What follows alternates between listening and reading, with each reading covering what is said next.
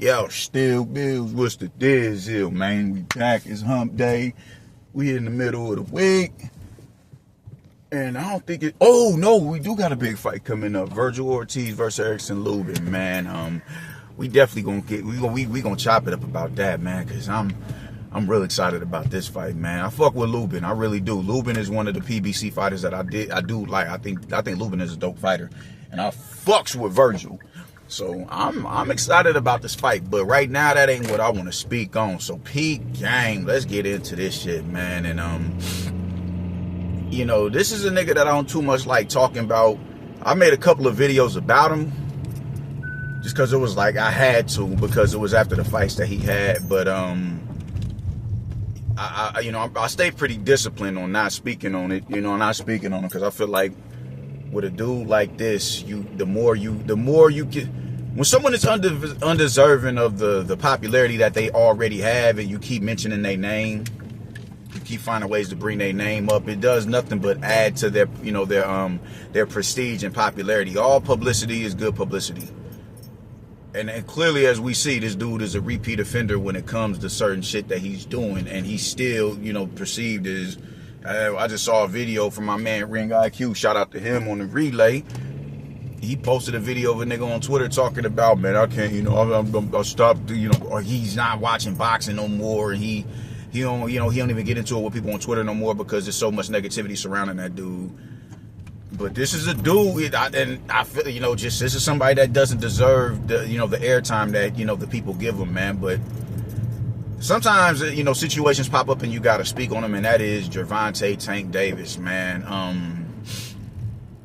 Yeah, bro. First off, I want to say shout out Jake Paul for saying what it is that he said to him. I don't know if that was his publicist. I don't know who it was, but whoever wrote whatever it is they wrote to him on Twitter, IG, whatever, that was poetic and profound. I mean, if you called me the greatest sin, I feel some type of way about that. I feel slighted, because you got to think with degree. You think of the most egregious act you could commit amongst another human being as a transgression against the Messiah,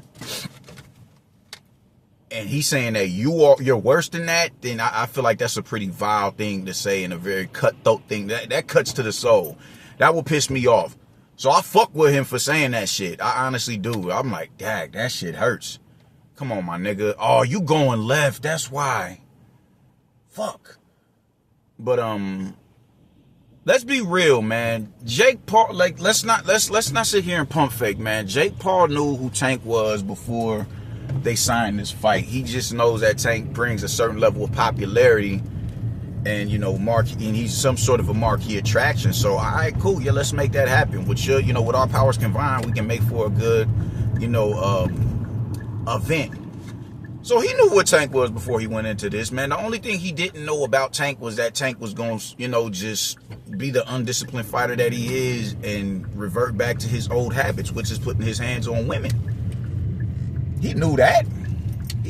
So let's not act like Jake Paul is this bleeding heart feminist and, just down with women's suffrage ass dude. That's not, nah, bro, no. No, absolutely not. He knew who Tank was before they signed the fight. You dig? But I'm not mad that he decided to cancel the fight, because I don't think Tank is deserving of Tank isn't deserving of the popularity that he gets in the now. He's not deserving of the prestige, the little bit of prestige that he gets in the now. They're trying to say that this dude is a superstar. He's not no superstar, because the numbers will show it if he was. He's above average as far as pay-per-view buys and shit like that is concerned. He's not, Tank is not that nigga. He's not, man. The dude is a pretty deplorable human being, and as we saw, look at what he said about Victor Conte on the day of his passing. Like, you can say what you want to say, you know what I'm saying, about a human being. It's like when Rick Glazier had all that, all them vile things to say about Cameron Duncan when he died. On the day that he died, on the day or after the day that he died, y'all just can't be this black-hearted to the point. I get it, you can have your transgressions with somebody. You got me fucked up. You did, if these dudes was like how Charlie Kirk was, I'd be understanding of it. I would, but even with me, the hatred I had for Charlie Kirk, I didn't wild out on him and say that shit in his time, in his passing, because I'm like, dang, man, how homeboy went, his kids are gonna be subject to that, man. And I don't think a child should have to watch. I don't think a child should have to watch their parent get clipped like the way that he got clipped. Do I feel sorry for him as a human being? Fuck no. Or his wife. I don't give a fuck about them, but and hopefully their thoughts and ideologies don't bleed into their kids. But that's a hard thing to circumvent when that's what you're being brought up in. I was brought up in Christianity, man. It was a hard thing to get away from it, man, and get your parents to respect it. So I hope that they grow up and come to the understanding that, what these dudes was teaching was vile. Or what this motherfucker was teaching was vile, and what the mom was endorsing was vile. And they go away from that shit. I ain't saying you gotta hate them, but those are your parents. But you gotta come to as you grow, you gotta understand that this shit ain't what they're teaching, what they're disseminating, this ain't it. So my point is, even with Charlie Kirk and his passing and all the wild shit that he had to say about Black America, I didn't come on here and berate him. I didn't object when nobody did it neither, though. And I got my chuckles in. But, just because I can respect the fact that his kids are going to have to see, or one day going to see that footage. And my heart goes out to them. So with that being said, it takes a certain level of character to be able to say, you know what? Even though you may have been deserving of that, I'm going to go on ahead and bite my tongue. Do I think Victor Conte was deserving of him passing due to cancer? No, I do not. I do not. Was he a changed man? Potentially. Could he have been the same? Could he been, moderately changed and rehabilitated? Potentially. Could he been doing the bullshit that he was doing? We'll see in the later years as Snack continues to go. Now that the dude is transitioned. But how dare you sit there and say the shit that you said to him, bro, or about him in his passing? That's just like, that's fucked up. That's fucked up. That's a real decrepit thing to do as a human being. For you to sit there and say some shit like that to him on while that man this man just literally took his last breath. Was that a day or two ago? And you would tweet that like, man, it just goes to show how Derek, how morally derelict a lot of people are, man. And Tank is a dude who is proven to be morally derelict. You know what I'm saying? This shit ain't cool. It's not cool at all. So I'm mad that he didn't get the fight, because I wanted. He was already talking about retirement, and I'm like, bet you fight Jake Paul, you get the 40 M's, and you ride off into the sunset. You free up that belt, and we could get that belt in the hands of a more deserving occupant. But now you're back to being our problem, because you're not gonna see 40 M's in one bulk sum like that. You're just not. So now you got to go back to the grind and going through fighting motherfuckers that nobody is asking you to fight, pulling up fighters that nobody like. You're not gonna fight who you need to fight. You're not gonna fight no Keyshawn. You're not gonna fight Shakur. You're not gonna fight Devin. You're not gonna fight T.O. You're not gonna fight no damn body. So you're back to being our problem again, and you're back to having that division stagnant. Not the entire division, but just that one particular belt is gonna stay around your waist when you're not deserving of it, man. So I was, you wanted him to get the fight so he could just go on about his business, man. But now that shit isn't happening. So fuck. But I can salute Jake Paul for saying, nah, man, we ain't fucking with this shit right now, and Netflix and everything. I can salute that, but I don't want people to get this message misconstrued that this dude is all of a sudden some, pro woman or whatever the case may be, because you knew who Tank was before he did it. You knew who that man was long before he did it. And another thing I want to even speaking with Jake Paul, it's real weird how everybody is trying to place the blame of like what Tank did at the feet of a Jake Paul. Like, the focus is no longer Tank putting his hands on women. It's now Jake Paul endorsing it by... Hold up. Right. It's no longer Tank putting his hands on women. It's Jake Paul, having the nerve to actually book Tank for a fight.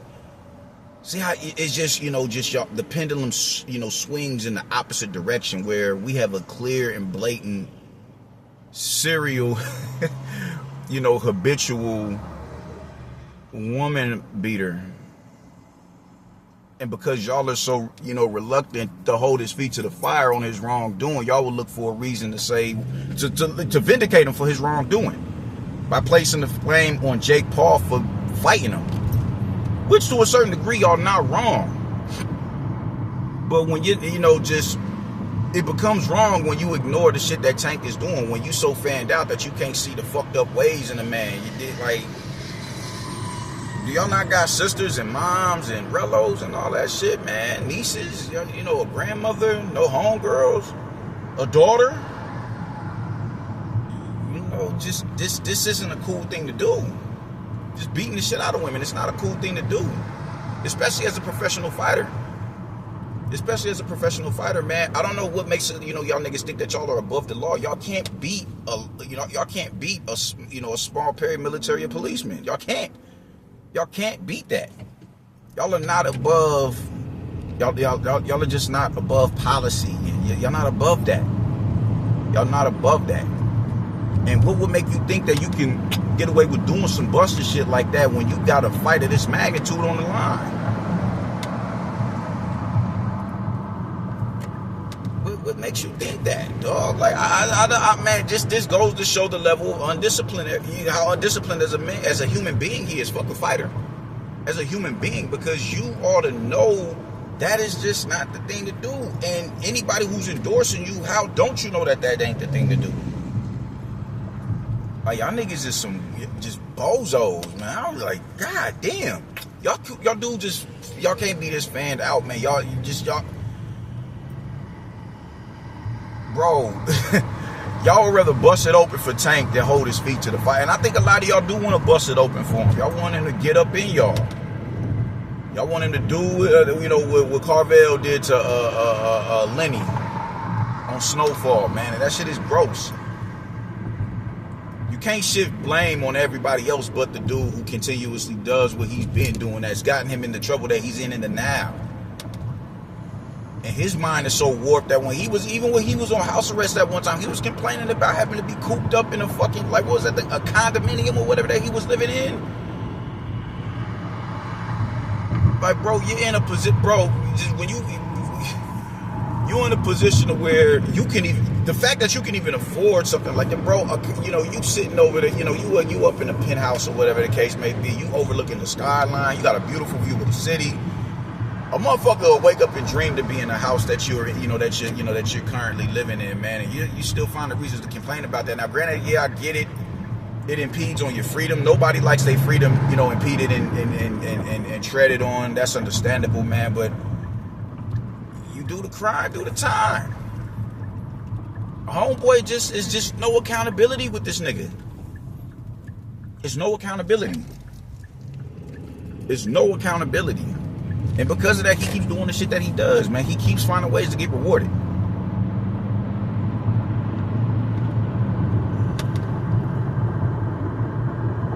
So I'm mad that, I wasn't excited for the fight. I wasn't about to tune in for that fight. I was gonna watch Andy Hirioka versus Gary Antoine Russell. Hell yeah, I was gonna watch that.